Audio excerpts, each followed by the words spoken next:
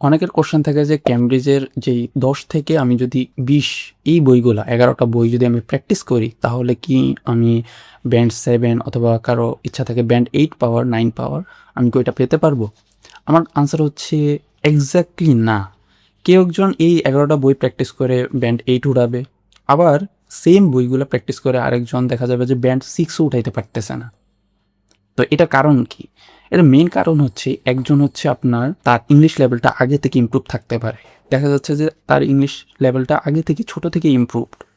So সে just এই 11টা বই practice করলো, তার হচ্ছে ডিজায়ার্ড স্কোর চলে আসলো। আবার দেখা গেল যে কারো আসলে আগে থেকে প্র্যাকটিস ইংলিশ ইমপ্রুভ ছিল না, তাও হচ্ছে এই ধরেন 3 মাস 6 মাসের প্রিপারেশনে সে খুব স্ট্র্যাটেজিক্যালি প্র্যাকটিস করছে।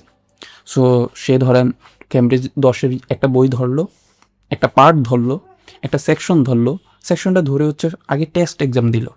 সো টেস্টে দেখলো যে তার মার্ক কেমন আসছে, আসার পরে সে অ্যানালাইজ করলো যে আমার উইক পয়েন্ট কোথায়, এবং সেগুলো ধরে ধরে সে প্র্যাকটিস করছে এবং ইমপ্রুভ করছে। তো এইভাবে যখন 3 মাস 6 মাস সে পড়াশোনা করছে, সে দেখা গেছে তার ব্যান্ড হয়তোবা যখন শুরু করছে তখন ছিল 4-এ, সে নিয়ে গেছে এটাকে 7-এ। আবার কেউ একজন দেখা গেছে যে শুধু বইগুলা ধরছে এবং শেষ করছে, প্র্যাকটিস তেমন একটা করছে আর কি কোনো রকম।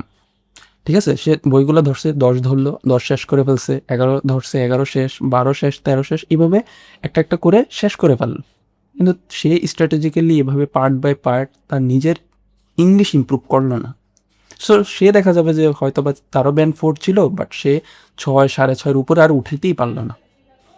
সো এটা হচ্ছে মেইন আপনার উপরে, আপনি কিভাবে, এটা একটা গেম, এটা কিভাবে খেলতেছেন, স্ট্র্যাটেজিক্যালি খেলছেন নাকি হচ্ছে আপনি জাস্ট র্যান্ডমলি বইগুলো সলভ করে চলে যাচ্ছেন, যে ভাবছেন যে হয়তো বা বইগুলো জাস্ট সলভ করলেই আমি নাম্বারগুলো ভালো নাম্বার উঠাইতে পারবো।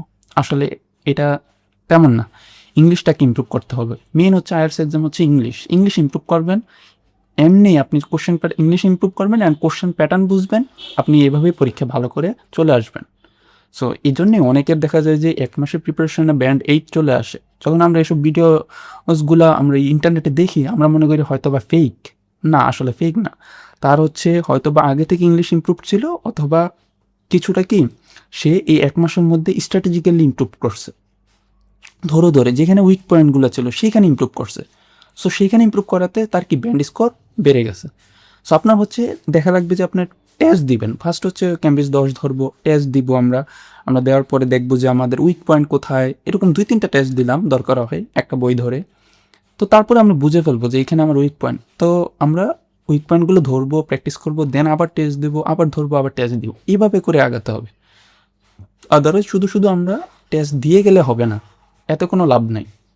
সো এটাই, আপনি আশা করি আমার কথাটা বুঝতে পারছেন, এবং এভাবে স্ট্র্যাটেজিক্যালি নিজের প্রিপারেশনটা নেবেন, এবং আপনি আশা করি আপনার ডিজায়ার স্কোর পাবেন ইনশাল্লাহ।